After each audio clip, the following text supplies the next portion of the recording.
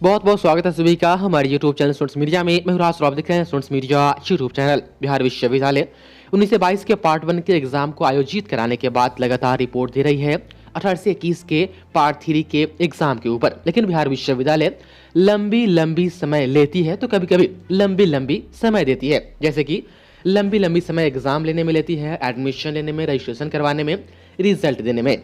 उसके बाद इस बार 18 से 21 वाले आपके पार्ट 3 का परीक्षा फॉर्म भरने के लिए आपको लंबी समय दी जाएगी। इसका मतलब यह है कि आपको फॉर्म भरने के लिए पहले की अपेक्षा कुछ अधिक दिन आपको दिया जाएगा। यूनिवर्सिटी ने कहा है कि ऐसा इसलिए क्योंकि कोई भी छात्र छात्राएं वंचित न रहे पार्ट 3 का परीक्षा फॉर्म भरने और परीक्षा देने में। एक दुखद बात बिहार विश्वविद्यालय के लिए यह है कि बिहार विश्वविद्यालय इस बार चांसलर अवार्ड में नॉमिनेटेड नहीं हो पाया है। ये चांसलर अवार्ड राज्य भवन से दी जाती है। खेल कूद हो या सांस्कृतिक जो कार्यक्रम होते हैं विश्वविद्यालय में उनके स्टूडेंट्स के द्वारा कराई जाती है या एकेडमिक परफॉर्मेंस उनकी अच्छी होती है तो उनको ये अवार्ड दिए जाते हैं। बिहार विश्वविद्यालय आपसे एडमिशन वाली जब रसीद देखिएगा ना तो उस रसीद पर आपसे हर साल 100 रुपये एक्स्ट्रा लिए जाते हैं खेल कूद के नाम पर, लेकिन वो तो होता ही नहीं है। ये पैसा किसके खाते में जाता है आप पूछ सकते हैं यूनिवर्सिटी से और शायद कुछ हद तक यहाँ के गवर्नमेंट से, लेकिन जवाब कुछ नहीं मिलेगा। आप देख सकते हैं मिथिला विश्वविद्यालय को ये चांसलर अवार्ड दिया जाएगा। चाहे तो आप इस वीडियो को पॉज कर करके आप पूरी डिटेल्स में पढ़ सकते हैं कि ये कैसे मिलता है, किसे मिलता है। चलिए हम अपने टॉपिक पर आते हैं। एक चीज़ क्लियर कर दिया है बिहार विश्वविद्यालय कि अब जो आपका एग्जाम होगा, जो सब्जेक्टिव ऑब्जेक्टिव का जो झंझट था वो खत्म हुआ। सब्जेक्टिव ही आपके पार्ट 3 का एग्जाम लिया जाएगा, अब ये कन्फर्म कर दिया गया है। तो आप तमाम स्टूडेंट्स सब्जेक्टिव वाली जो गेस्ट पेपर है ऑलरेडी 2021 की, आप 21 वाला गेस्ट पेपर लीजिएगा। ऑलरेडी मतलब कि आ चुकी है बहुत पहले, तो आप अपने नज़दीकी मार्केट से जो है आप खरीद लीजिए।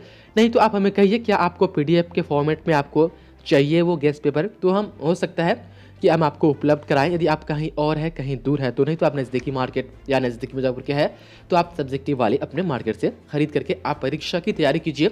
ये परीक्षा जल्द से जल्द आयोजित हो सकती है, दिसंबर जनवरी तक किसी भी हालत में ये परीक्षा हो जाएगी।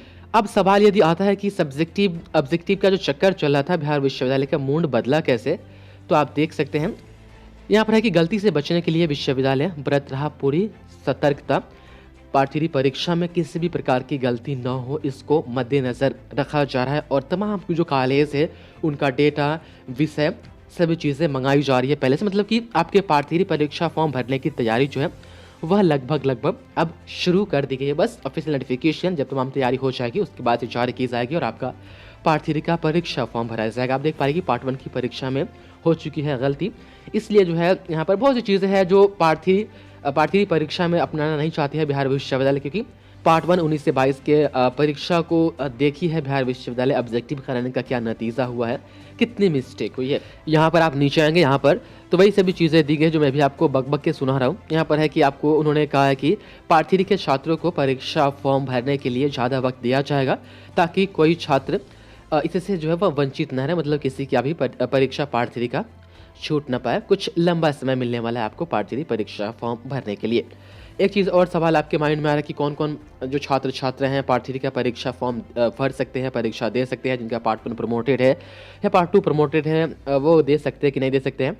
तो इस पर आप कहें तो हम एक सेपरेट वीडियो बनाएं आपके लिए, आप कमेंट जरूर करें, उस पर वीडियो बनाने की पूरी कोशिश की जाएगी। फिलहाल ये आज के हिंदुस्तान अखबार की रिपोर्ट थी मुजफ्फरपुर वाली, आप इसको आज के अखबार में आप इसको आसानी से देख सकते हैं। बहुत बहुत शुक्रिया आपका इस वीडियो को देखने के लिए।